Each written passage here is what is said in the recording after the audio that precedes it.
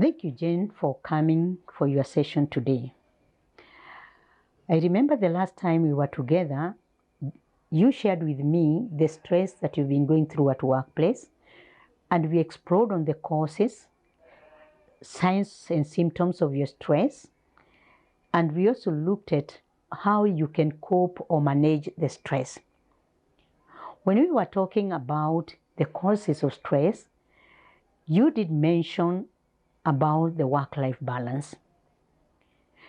And you picked this area as an area that we need to address so that you are able to give maximum to your workplace and maximum at home. What do you understand by work-life balance as a person? Okay, that's your understanding. And it's more or less what I have to define for you. What is work-life balance? Work-life balance, this is meaningful daily achievement and the enjoyment of the person's life. So you look at your life on a daily basis. Do you daily enjoy your work? Do you daily enjoy your life? If not, then there's a likelihood there is no work-life balance, and that's why it could also be a main cause of stress at your workplace. A vital factor in achieving a balance is making sure that work does not overwhelm or dominate, and also that it does not cause damage to you as an individual and cause the negative stress. And therefore, today in our session, I will help you to look in ways on how to have work-life balance. But even before we get there, maybe you can share with me some of the other signs that you've noticed that have made you feel that you don't balance well at home and at work. Okay. I hear you say that your family complains about your unavailability. They are not able to see you as they want, or you are not able to participate on family functions and as you would wish or they would wish. At the same time, you have said that people at workplace always complain it's like you're in a hurry.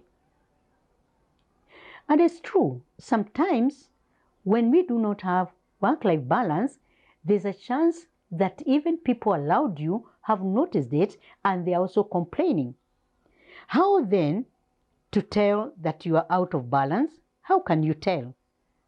You have already said a number of things that have made you feel that you are not balanced. But allow me to share with you some of the other things you might be feeling or you might feel in the future to tell you that you're not balancing and it's time to take care of yourself. One, you might find that you are always overwhelmed at workplace or even at home. You feel just life is overwhelming. And if you look aloud, you wonder, why am I overwhelmed? But if you analyze deeper, you will realize it's because you are not taking care of yourself. There is no balance of your personal life at the work. Another thing, you might feel tired, exhausted, no energy to do much. You might find yourself getting angry too fast. Even things that do not cause, should not in a normal way cause you to be angry, and you might be very irritable, which you have even mentioned during our other session that you get irritable too fast. You might find yourself you're not coping well and of late. You have to take a drink or two to be able to cope or to get even sleep. These are some of the signs and symptoms that there is lack of work-life balance. There could also be some complaints from your supervisor that the way you are performing is not like before. You're not able to reach your targets because your supervisor knows your energy, knows what you are able to do, but all of a sudden he has noticed for the last 1 month you are not performing as required. So just to categorize these signs and symptoms, we can put them in 3 different forms. One is the physical symptoms. Headaches. Sometimes you can be affected, your gastrointestinal, that is your appetite can be low or high. You can also have problem with what we would call vegetative function. Your sleep and your appetite again is highly affected. You could be feeling fatigued, and sometimes you can even experience some palpitations.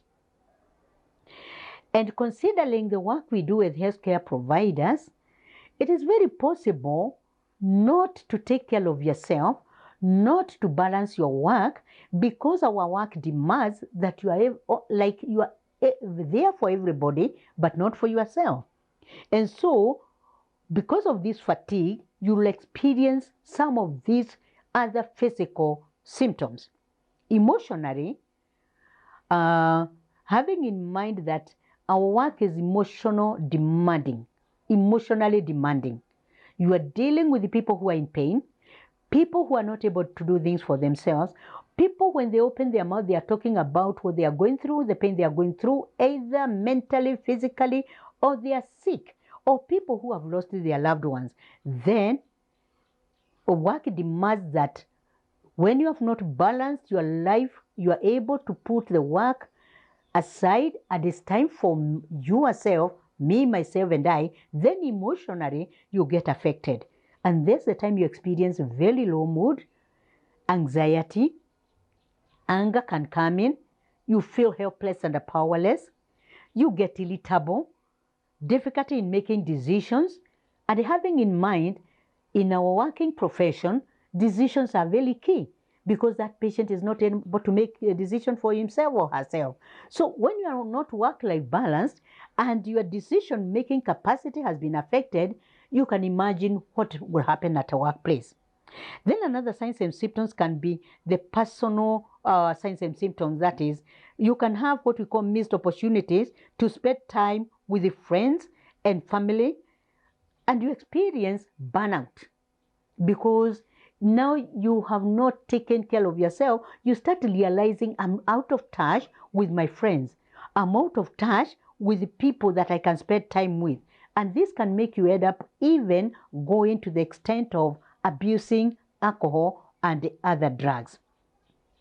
How then is it possible to improve your work-life balance? Maybe you can share with me some of the things you've been trying to do. Okay. So what I'm hearing you say is that when you realize that you are not taking care of yourself and at the workplace you're not able to balance well, is you started going out once in a while with some friends or spending a little bit more time with your family. And these are good things to do. When you start realizing that your body has refused to perform, you are feeling like something has gone wrong with your body, the fatigue, the emotional pain that you're going through, then, as you have said, it is time to take care of yourself. And so, I would like us to explore in the second part of our session on how to improve your work-life balance. See you in the next session.